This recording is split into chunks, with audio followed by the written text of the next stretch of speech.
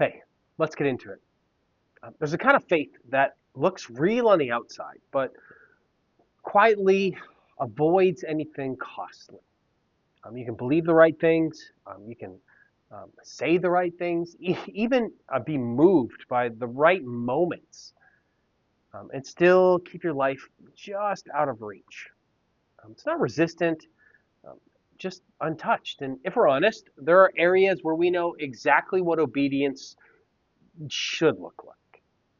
And you've kind of just learned how to live comfortably around it. We're not denying God. We're not um, getting completely resistant. It's just not letting Him interrupt us. Um, that tension between belief and movement is where James wants to land here. James 2, verse 20.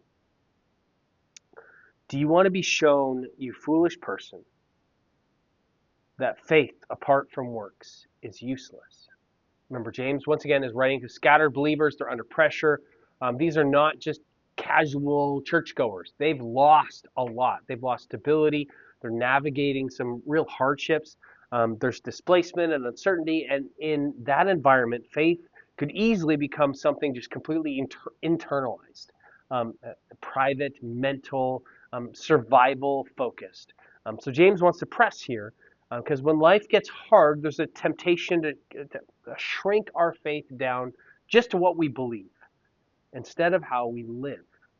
And in the flow of his argument, he's already said that faith without works is dead. And here he wants to kind of sharpen it. Not to insult, but I think he wants to shake people awake. Because partial faith feels safe, but doesn't actually hold up. The word here, useless, it carries some weight. It doesn't mean non-existent.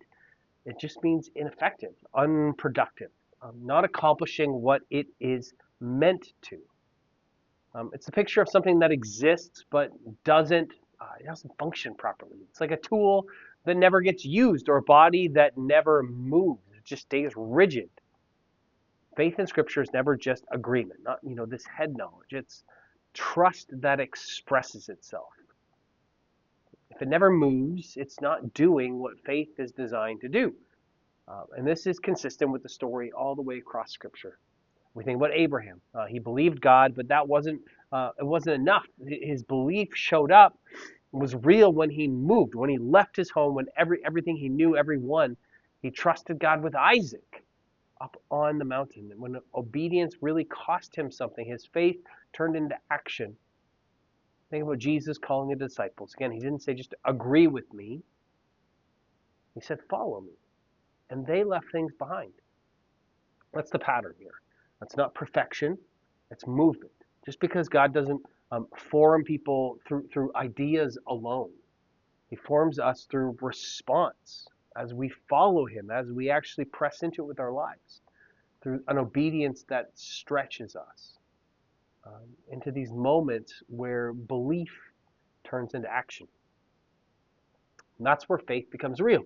So the question worth sitting with here today is where has your faith stayed theoretical, just theology? Where do we know what obedience should look like, but we've kept it at arm's length? Maybe it's forgiveness.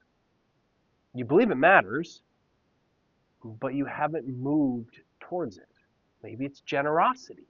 You agree with it, but it hasn't changed your decisions or spending habits. Maybe it's stepping into something God is calling you towards. Maybe you stayed in analysis instead of moving into action. And James is not trying to shame us. He's trying to show us something better. Because faith that moves is faith that grows. And even small steps matter. Not dramatic, not perfect. Just honest movement towards what God is asking you to step into. Don't overcomplicate it. Just what's one step of obedience that would take your faith today out of your head and into your life? Start there. Wherever you find yourself, God goes with you today.